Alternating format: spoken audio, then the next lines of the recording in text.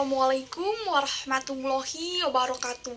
Salam sejahtera untuk kita semua. Puji syukur atas nikmat yang telah Allah limpahkan dalam keadaan sehat walafiat, sehingga saya dapat diberi kesempatan untuk mempresentasikan materi pada saat ini.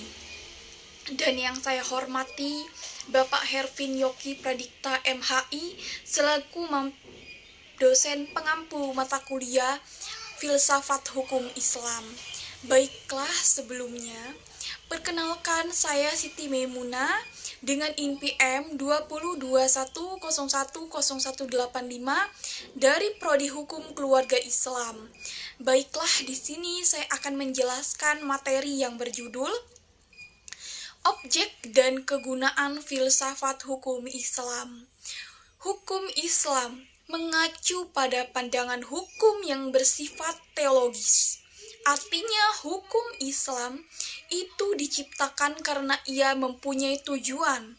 Tujuan dari adanya hukum Islam adalah terciptanya kedamaian di dunia dan kebahagiaan di akhirat. Jadi, hukum Islam bukan bertujuan meraih kebahagiaan yang fana dan pendek di dunia semata, tetapi juga mengarahkan kebahagiaan yang kekal di akhirat kelak.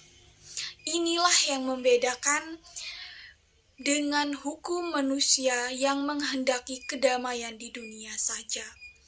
Tetapi tujuan hukum Islam tersebut merupakan manifestasi dari sifat Rahman dan Rahim, Maha Pengasih dan Maha Penyayang.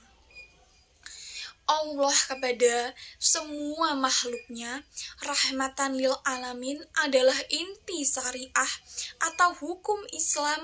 Keberadaan syariah tersebut dapat menegakkan perdamaian di muka bumi dengan pengaturan masyarakat yang memberikan keadilan serta kepada semua orang.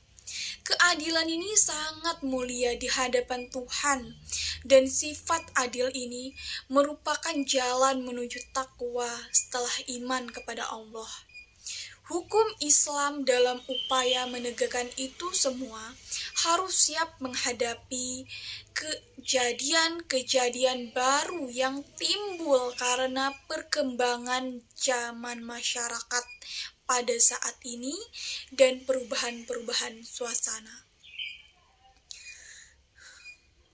Oleh karena itu, pengkajian filsafat hukum Islam mutlak sekali diperlukan. Keberadaan filsafat hukum Islam ini akan menegakkan hukum Islam dan memberikan jawaban terhadap tantangan zaman dan merupakan hukum terbaik sepanjang masa bagi semesta alam. Sebagaimana dikemukakan sebelumnya, setidaknya ada 5 sistem hukum yang hidup dan berkembang di dunia, yaitu common law, juga dikenal dengan Anglo-Saxon civil law atau biasa disebut Eropa kontinental, custom law, Islamic law, dan sistem hukum sosialis komunis. Manfaat studi filsafat hukum Islam adalah yang pertama ini menjelaskan kajian filsafat hukum Islam akan memberikan pengetahuan hukum Islam secara utuh kepada ahli hukum. Jadi Islam ini yang juga filsafat hukum Islam itu diperlukan untuk pengkajian secara mendalam terhadap hukum Islam. Lalu yang ketiga yaitu untuk mewujudkan hukum yang berkeadilan yang senantiasa sesuai dengan kondisi zaman. Lalu yang keempat ini adalah pengkajian filsafat hukum Islam yang kemungkinan pemahaman Islam secara menyeluruh dengan ilmu-ilmu agama lainnya. Para ahli usul fikih sebagaimana ahli filsafat hukum Islam membagi filsafat hukum Islam kepada 2 rumusan, yaitu yang pertama yaitu filsafat tasyri' yang kedua yaitu filsafat syariah. Apa ini filsafat tasyri'? Filsafat tasyri' adalah filsafat yang memancarkan ahli filsafat hukum Islam, menguatkan dan memeliharanya. Filsafat ini bertugas membicarakan hakikat dan tujuan penerapan hukum Islam. Filsafat tasyri' terbagi kepada yang pertama yaitu da'am, al-ahkam, dasar hukum Islam. Yang kedua yaitu ma'badi al-ahkam, yaitu prinsip-prinsip hukum Islam. Dan yang ketiga yaitu usul al-ahkam, yaitu pokok-pokok hukum Islam, atau masyadir al-ahkam, yaitu sumber-sumber hukum Islam. Lalu yang keempat yaitu maqasid al-ahkam, yaitu tujuan-tujuan hukum Islam. Lalu yang kelima yaitu qawaid al-ahkam, yaitu kaidah-kaidah hukum Islam.